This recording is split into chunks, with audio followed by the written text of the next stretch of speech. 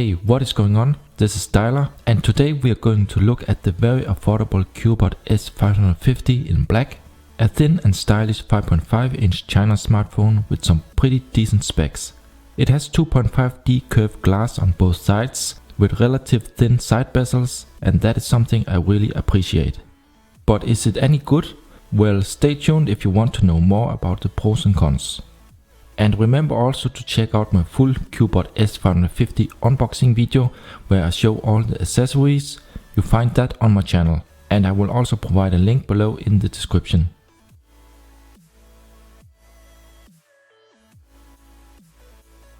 So let's have a look at the phone. On the top we find the light and proximity sensor, the ear speaker together with the 5 megapixel front camera. But unfortunately there is no kind of notification LED, so yeah, that is something you have to deal with.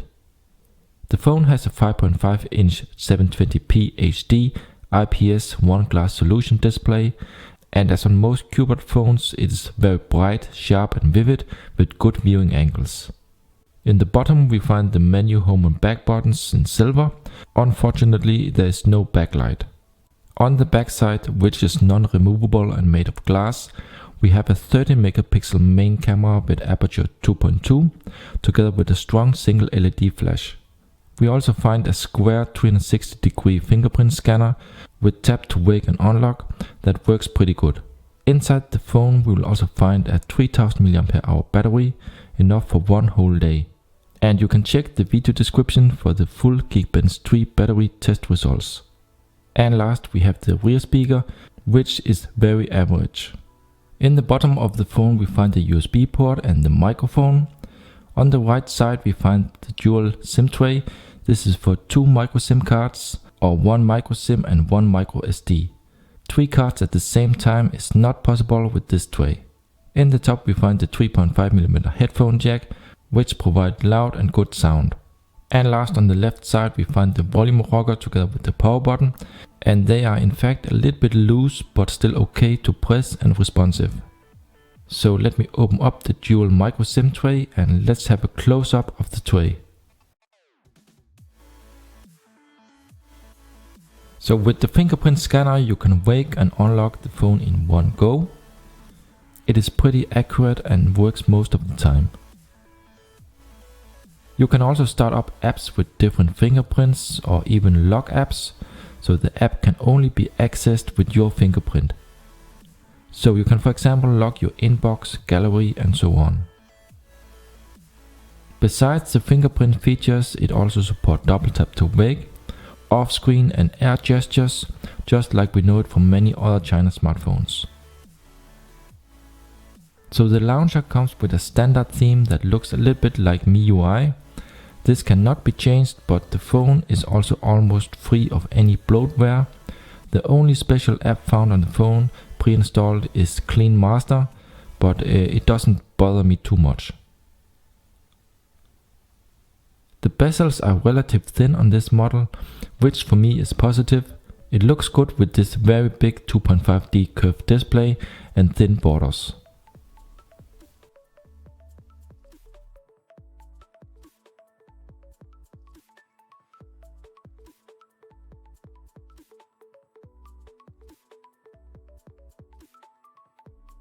And next up, let me just show you the camera app, and let me scroll through the settings and the filters and so on. The camera is almost stock. The only special features are picture in picture, and that you can also use the fingerprint scanner as a shutter button. And as always, I will also provide a link in the description to some camera samples in high resolution. So to see the quality, I suggest to take a look at these and be the judge yourself.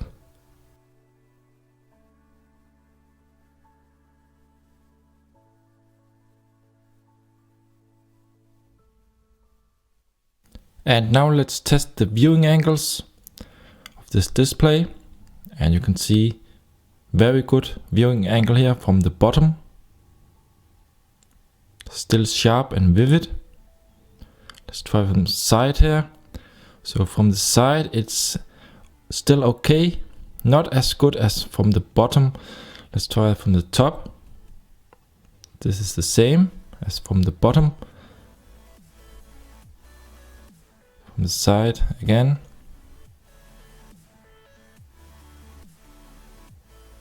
Overall, pretty good display, IPS, one glass solution. And here you can see the torch, single LED on the back. And this single LED is pretty strong and works good together with the camera app.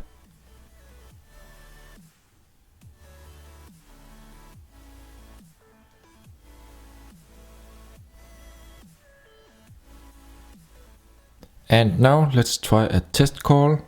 So first I will try the proximity sensor. This is working. I will try the speaker.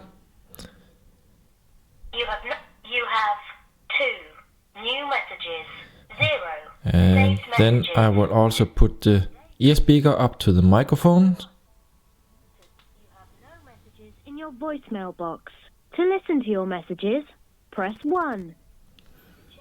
Okay, so that was the speaker, loud and clear. Okay, first let's have a look at the quick toggles. And here we have the phone settings. We have hot not. You can set mobile data on slot 1 or 2. We have the sound and notifications, and here you can turn off the boot up sound. Storage, so here it has support for USB on the go and also a micro SD card. Here we see the RAM consumption. So the phone has 2 GB RAM total, and you see 1.2 GB. Here we have the gesture unlock, double tap to wake, off-screen gestures. We have the fingerprint settings, application lock, quick start apps and so on with the fingerprints. So you can set up different fingerprints to start different apps. It's multi-language. Here you see a lot of languages are supported. And we have here air gestures also for the gallery, the launcher and so on.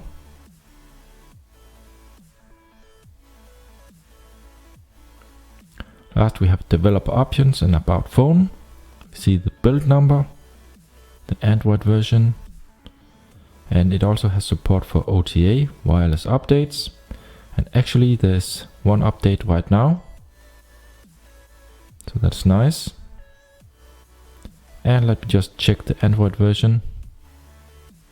So that's it for the settings.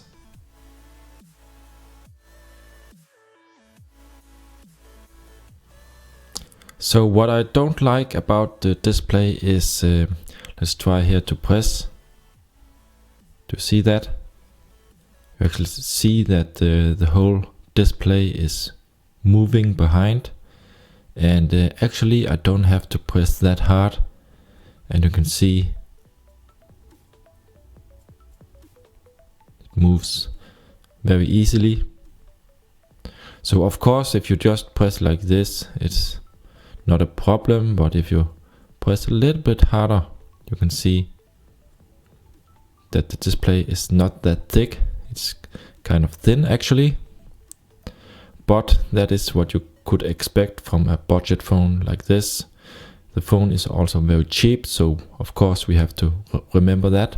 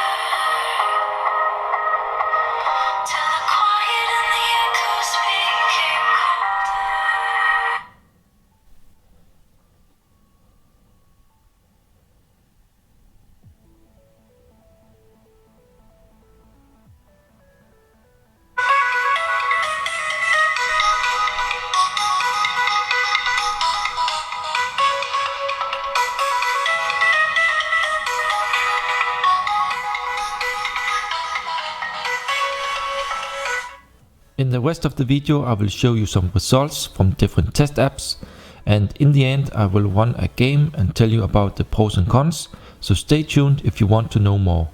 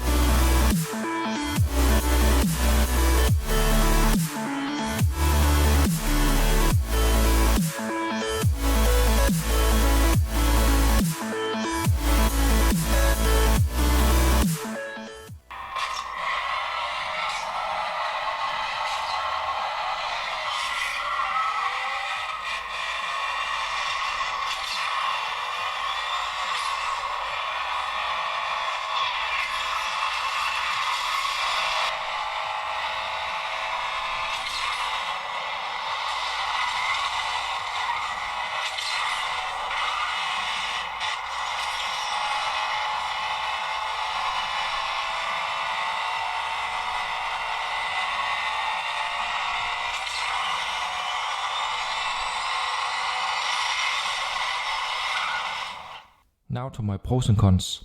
First, the pros. It has a very thin design and the metal frame makes it feel very premium. It has LTE Band 20 support. The rear LED flash is pretty strong and works good with the camera. The battery life is for this type of phone pretty good and enough for one whole day. The fingerprint scanner can be used as a shutter button in the camera app, and it can also be set up to start or lock different apps. To the cons are that there is no notification LED and the touch buttons are without any kind of backlight. The rear speaker sounds kind of cheap. It is loud but with no bass at all. Also there is no 5 GHz Wi-Fi, only 2.4 GHz is supported, and the OS is only running in 32-bit mode, even though the SoC supports 64-bit. And last, it has very few built-in sensors. There is, for example, no compass or gyroscope, so there's no support for Google Cardboard. So guys, that's it for the review. Remember also to check out my blog. You find the link in the video description. If you have any questions, please feel free to comment below, give a thumbs up and subscribe to my channel for more. Thank you for watching, and I'll see you in the next one.